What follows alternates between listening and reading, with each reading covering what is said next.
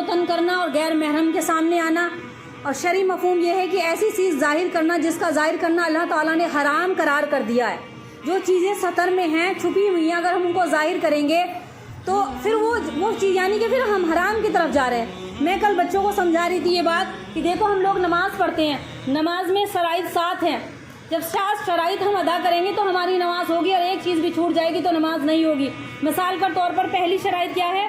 جیسے جگہ کا پاک ہونا. نماز کے لیے شرط کیا ہے؟ جگہ کا پاک ہونا, بدن کا پاک ہونا, کپڑوں کا پاک ہونا, سطر کا چھپانا, نماز کا وقت ہونا, قبلے کی طرف رخ کرنا اور نیت کرنا. یہ 7 چیزیں ہیں جس کے اندر نماز درست ہوتی ہے. تو اس میں ایک چیز سطر کا چھپانا بھی ہے. تو سطر کا چھپانا جب نماز کے اندر ہماری نماز نہیں ہوگی. اگر ہمارے بال دکھ گئے یا اپنے بدن کا کوئی حصہ ایسا کھلا رہا جس کو ڈھکنے کا حکم تھا نماز میں, تو یہ صرف نماز کے لیے تو عام جگہ کے لیے ہے. صرف خاص کر نماز میں کون دیکھ رہا ہے ہمیں؟ نماز میں تو ہمارے گھر کے اپنے ہی ہوتے ہیں, ہمارے محرم ہی ہوتے ہیں گھروں کے اندر. تو ہم تنہائی میں نماز پڑھتے ہیں اپنے گھر کے کونے میں. جب وہاں اللہ نے سطر کھولنے کی اجازت نہیں دی, باہر معاشرے میں برہنہ ہو کر گھومنے کی کون سی حدیث سے اجازت لے لی؟ جو امت مسلمہ کی پیاری بیٹیاں یہ قرآن کا علم نہ ہونے کی وجہ سے بیچاری گمراہی میں اپنے آپ کو فیشن کے طور پر پیش کر رہی ہیں, اور جس قدر بے حیائی عام ہوتی جا رہی ہے اسی طرح سے تباہی پھیلتی چلی جا رہی ہے. کیونکہ انسان کتنی بھی کوشش کر لے ملے گا وہی جیسے اللہ چاہے گا. اور ایک جگہ پر اللہ کے رسول نے ارشاد فرمایا, بے پردگی اللہ اور اس کے رسول کی نافرمانی ہے. جو کوئی اللہ اور اس کے رسول کی نافرمانی کرے گا وہ صرف اپنے آپ کا ہی نقصان اٹھائے گا. اللہ تعالیٰ کا ہرگز کچھ نہیں بگاڑ سکتا, کوئی نقصان نہیں پہنچا سکتا. اللہ کے رسول نے فرمایا, کلی امتن یدخلون الجنت الا من ابا, کہ ہر ایک امتی جنت میں داخل ہوگا سوائے اس کے جو انکار کرے گا. تو صحابہ نے عرض کیا, اللہ کے رسول آپ کی بات کا کون انکار کرے گا؟ اللہ کی بات کا, یعنی کہ مسلمان اللہ اور اس کے رسول کی بات کا انکار کر دے, وہ بات ان کے لیے بڑی گرا سمجھی جاتی تھی, بہت بری بات سمجھی جاتی تھی کہ انکار کرے گا. تو انکار کرنے کا مقصد یہ ہے. صحابہ نے عرض کیا کہ اللہ کے رسول کون انکار کرے گا؟ آپ نے فرمایا کہ من اتانی دخل الجنت ومن عصانی فقد نار, کہ جس نے میری اطاعت کی تو جنت میں داخل ہوگا, اور جس نے میری نافرمانی کی گویا کہ اس نے انکار کر دیا. جس نے میری نافرمانی کی, میرے طریقے سے ہٹ کے دوسری طریقے پر چلا, گویا کہ اس نے کیا کیا؟ اس نے انکار کر دیا. بے پردگی اہل دوزخ کی خصلتوں میں سے ہے. بے پردگی کرنے سے یہ دوزخ کی خصلت میں سے ہے. ایک جگہ پر یہ حدیث مبارکہ ہے, ایک صحابیہ اللہ کے رسول کی خدمت میں حاضر ہوئی, اور خدمت میں حاضر ہو کر اسلام کی بیعت کی. بیعت کے لیے حاضر اللہ کے رسول سے بیعت کی صحابیہ نے. تو اللہ کے رسول نے ان سے کس بات پر بیعت کی؟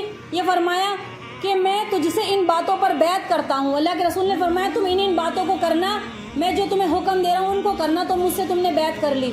فرمایا کہ میں تجھ سے ان باتوں پر بیعت کر لیتا ہوں کہ اللہ تعالیٰ کے ساتھ کسی کو شریک نہیں ٹھہراؤ گی. نمبر 2, چوری نہیں کرو گی, زنا نہیں کرو گی, اپنے بچوں کو قتل نہیں کرو گی, اور کسی پر کوئی بہتان نہ تراشو گی. بہتان لگاتے نا, الزام بغیر دیکھے کسی بات کا ثبوت ہے نہیں اور ہم اس پر فلاں عورت ایسی ہے تو بہتان باندھنا ہے. بہت بڑا گناہ ہے یہ کسی پر بہتان لگانا. تو بہتان نہ تراشو گی اور نوحہ نہ کرو گی. نوحہ کہتے روا پیٹی کرنا. میت کے وقت جیسے کسی کے گھر میں میت ہو جائے تو نوحہ کرتی ہے, خوب چلاتی ہے تیز آواز سے, پڑوس کے گاؤں تک بھی آواز پہنچ جائے گی, تیز روتی ہیں, اور نام لے کر بیان کر کے رونا, اسے کہتے ہیں نوحہ کرنا.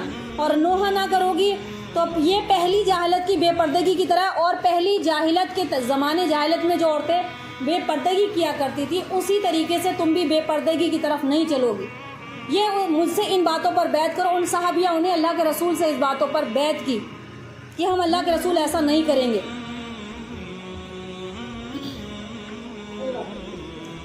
بے پردگی, بے حیائی, بے فحاشی کیا ہے؟ یہ بلا شبہ عورت سطر ہے, اور سطر کو دنگا کرنا بے حیائی اور انتہائی ناپسندیدہ عمل ہے. اللہ نے ارشاد فرمایا, قرآن کی مجید کی آیت سنو, سورہ اعراف کی, اذا فعلوا فاحشة قالوا وجدنا علیہ آبانا واللہ امرنا بها قل ان اللہ لا یامر بالفحشاء ان تقولون علی اللہ ما لا تعلمون.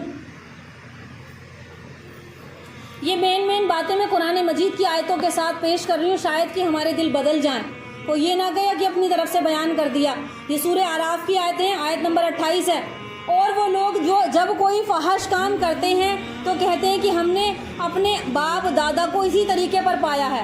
لوگ کہتے ہیں کہ ہم نے اپنے باپ داداؤں کو ایسی کرتے ہوئے پایا، اللہ نے بھی ہم کو یہی بتلایا ہے۔ آپ کہہ دیجئے کہ اللہ تعالیٰ فحش باتوں کی تعلیم نہیں دیتا، کہ تم اپنے آپ سے گھڑ رہے ہو کہ اللہ نے حکم دیا ہے۔ اب سننے میں آتی ہے نا، سنی سنائی کہ ہمارے باپ دادا ایسے کرتے تھے، ہم بھی ایسی شادی کریں گے، ہم بھی، اور یہ والی رسم پہلے بڑوں سے سنتے چلے جا رہے ہیں، آج بھی وہی کر رہے ہیں۔ تو اللہ فرماتا ہے کہ اللہ تعالیٰ فحش باتوں کی تعلیم نہیں دیتا۔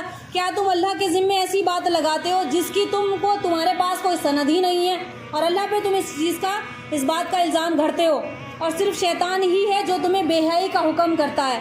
اور جیسا کہ اللہ تعالیٰ نے قرآن مجید میں ارشاد فرمایا، الشیطان یعیدکم الفقر ویأمرکم الفحشاء، اللہ فرماتا ہے سورہ بقرہ کی آیت ہے، شیطان تمہیں فقیری سے ڈراتا ہے، تمہیں غریبی سے، مفلسی سے ڈراتا ہے کہ تم مال خرچ کرو گے کہیں غریب نہ ہو جاؤ، اور یأمرکم بالفحشاء، اور تمہیں بے حیائی کرنے کا حکم دیتا ہے۔ تو جو بھی بے حیائی ہو رہی ہے نا اتنی، یہ شیطانی چیزیں ہیں جو ہم پر مسلط ہو چکی ہیں، جس کی وجہ سے ہم چاہ رہے ہیں